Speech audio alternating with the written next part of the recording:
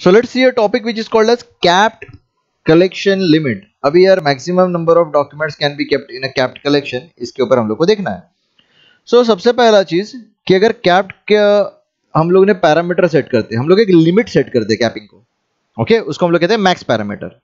अगर आपने max parameter set करके रखा है तो मैक्स पैरामीटर अगर मैंने सेट करके रखा है तो it can't be more than 232 documents, मतलब 233 डॉक्यूमेंट्स के ऊपर नहीं हो सकता. लेकिन अगर मैंने कोई पैरामीटर नहीं दिया मैक्स वाला तो there is no limit.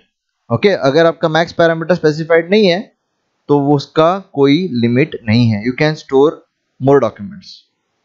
Okay, now let's see what do you mean by sharding limitation.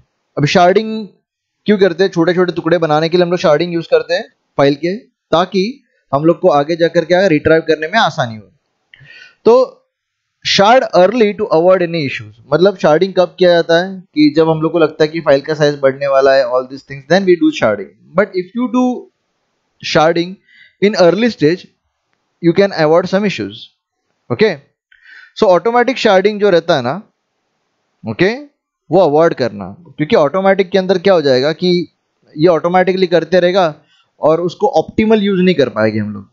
तो कभी भी थोड़ा कैलकुलेटिव बनना और आपके हिसाब से, खुद के हिसाब से शार्डिंग करना. ओके, अब monitor your MongoDB instance capacity using tools such as MongoDB cloud manager. Okay, flush time, lock percentage, queues length and faults. Okay, अब इसको आप लोग क्यों देखोगे, क्यों ऐसा मॉनिटर करोगे? क्योंकि इसको देखकर आप समझ पाओगे कि शार्डिंग कैसा करना चाहिए. क्योंकि देखो हम लोग क्या करते हैं, पहला मॉनिटर करते हैं कि कौन सा चीज कितना यूज हो रहा है. मालूम ऐसे ग्राफ दिखते हैं अपने को, इतना यूज हो रहा है, इतना यूज हो रहा है, ये इतना यूज हो रहा है, इतना यूज हो रहा है.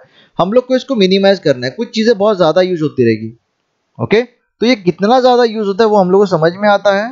And then on that basis we can, I can say we can do some more tweaks मतलब उसको थोड़ा सा मैनेज कर सकते हैं. And then we can properly manage your शार्डिंग्स.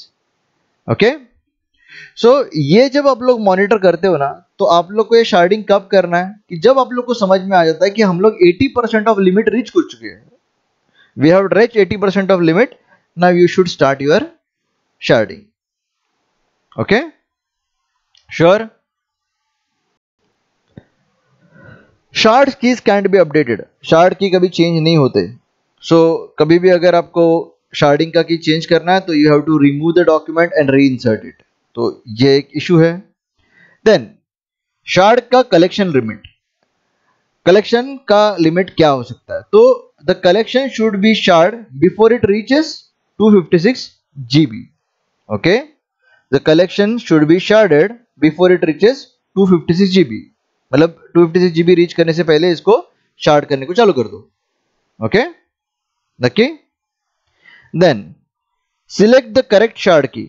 Shard key select करना बहुत इंपॉर्टेंट है. अगर आप लोग ने इनकरेक्ट शार्ड की सिलेक्ट किया रहेगा, ओके, तो उसको करेक्ट करना इजी नहीं है. Shard keys can't be updated, right? तो अगर shard keys can't be updated, इसका मतलब अगर आपने गलत शार्ड कीज यूज किया है, एट दैट टाइम उसको अपडेट करना डिफिकल्ट होगा आपके लिए. समझे? So now let's see what do you mean by limitation, मतलब सिक्योरिटी लिमिटेशन क्या है. तो पहला बात तो मैं ये बता देता हूं कि MongoDB आपको कोई टाइप का सिक्योरिटी देता नहीं है. ओके, कोई टाइप का ऑथेंटिकेशन नहीं है default. Okay, although authentication is not enabled by default, it is fully supported and it can be enabled easily. मतलब बाय डिफॉल्ट ऑथेंटिकेशन तो अवेलेबल नहीं है, बट अगर चाहो तो आप इसको ऑथेंटिकेशन कर सकते हो. ऑथेंटिकेशन मतलब होता है user name and password. Okay, तो अगर एक्सेस करना है तो you can create a user name and password and then you can access your MongoDB. Then traffic to और फ्रॉम MongoDB, मतलब अपना ये MongoDB का सर्वर है, इसको क्लाइंट एक्सेस करता रहता है.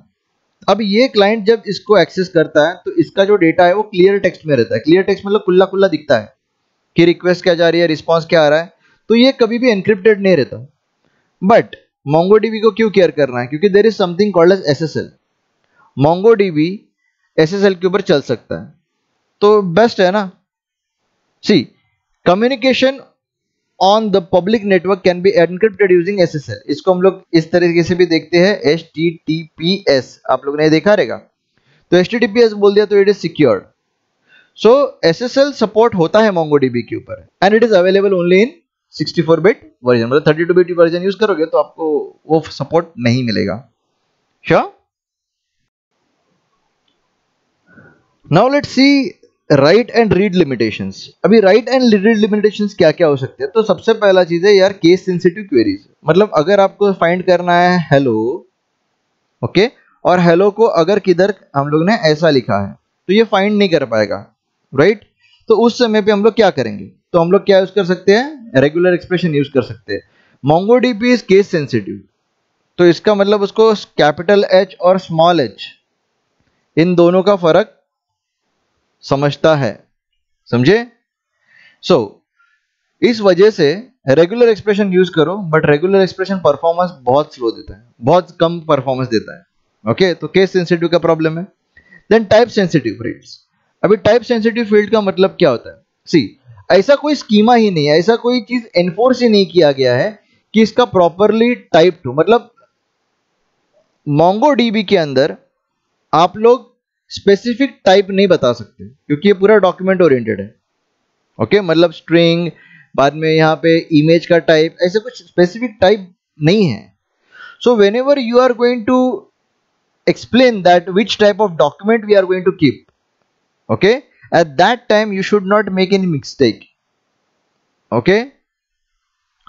So आपको समझ में नहीं आता कि आप लोगों ने शायद ऐसा लिखा रहेगा BMP, ओके, बिटमैप इमेज, लेकिन लिखते वक्त आप लोगों ने लिख दिया BPM, तो उसको समझ में नहीं आता कि यार इसने गलती की है। वो क्या बोलता है, तूने लिखा मतलब सही। ये होता है टाइप सेंसिटिव फील्ड्स, और इसके लिए यहाँ पे MongoDB के अंदर कोई भी एनफोर्समेंट नहीं किया गया है कि कौन सा डेटा टाइप कैसा यूज करने का। तो आपने गलती कर दी, ठीक है?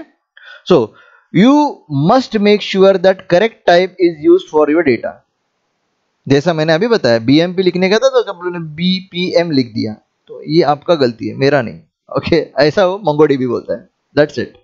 ओके, अभी ज्वाइन नाम का चीज MongoDB के अंदर चलता ही नहीं है। ओके, पहले भी देखा था, joins are not supported in MongoDB।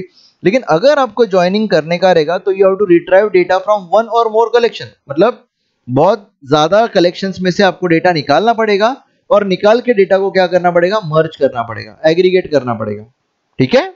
सो ये वापस क्या कर देगा? थोड़ा परफॉर्मेंस में प्रॉब्लम क्रिएट कर देगा। ओके, सो ट्रांजैक्शन। अभी यार you know it very well कि MongoDB only support single document atomicity. Okay, since a write operation cannot modify multiple documents, okay, this operation is not atomic. Okay, so atomicity ये सिर्फ single document के ऊपर perform कर सकता है, multiple document के लिए नहीं। Okay, however you can isolate write operation that affects multiple document using isolation operator. Isolation operator का मतलब कि एक बंदा क्या काम कर रहा है दूसरे बंदे को पता नहीं चलना चाहिए, that is called as isolation, ठीक है? सो आप लोग ये कर सकते हो, मतलब आइसोलेशन राइट ऑपरेशंस कर सकते हो, ओके, बट कैसे? आइसोलेशन ऑपरेटर को यूज करके, समझे? सो ट्रांजैक्शन के अंदर अगर बोल दिया तो यहां पे ये कुछ प्रॉब्लम्स है, तो रीड राइट की कुछ प्रॉब्लम्स आपके सामने आ गए, ठीक है? 4 चीजें आप लिख सकते हो, case sensitivity, type sensitivity, no joins and transaction. तो ये रीड राइट करते वक्त आपको बहुत बड़ा प्रॉब्लम देगा।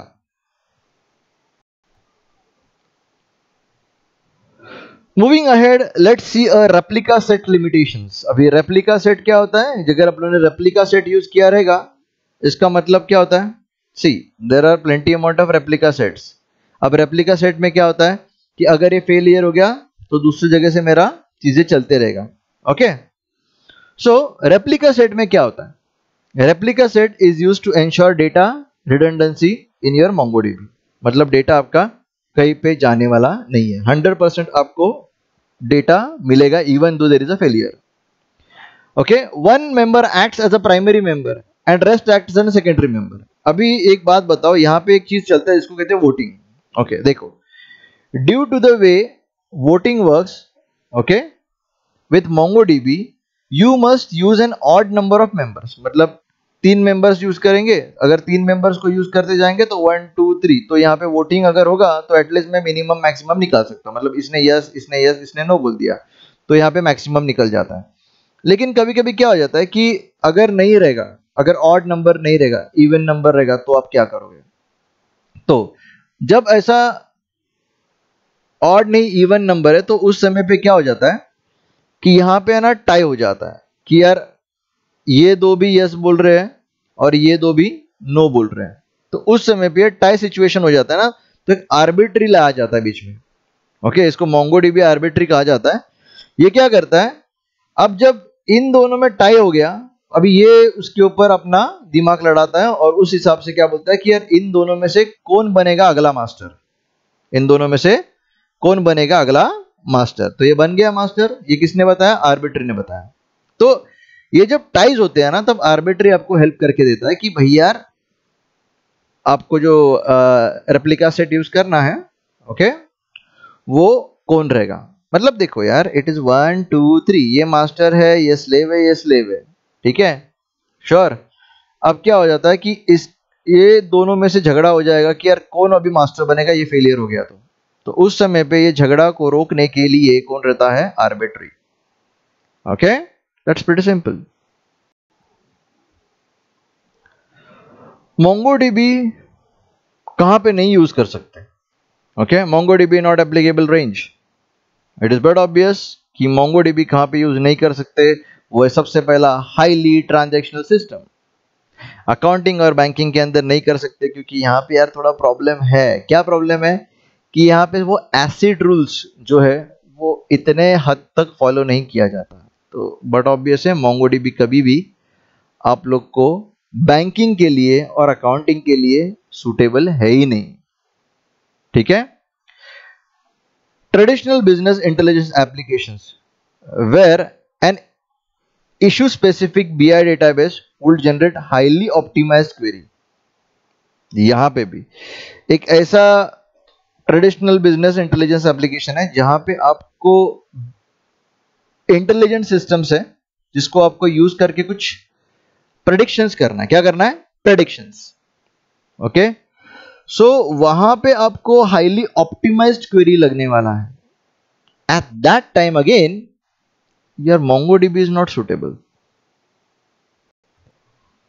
okay, so even अगर ये optimized query के लिए इतना प्रॉब्लम क्रिएट कर रहा है तो कॉम्प्लेक्स क्वेरीज के लिए कितना बड़ा प्रॉब्लम क्रिएट करेगा। अब यार तुम लोग बोलो कि 25-30 डेटा आई से 25-30 टेबल को ज्वाइन मारना है, तो यार ये सारा चीजें MongoDB को इतना इजीली जमने वाला है नहीं, क्योंकि ज्वाइंस नाम का चीज MongoDB करता ही नहीं है। so, जहां पे आपको कॉम्प्लेक्स SQL क्वेरीज रन करनी है वहां पे MongoDB नहीं यूज कर सकते।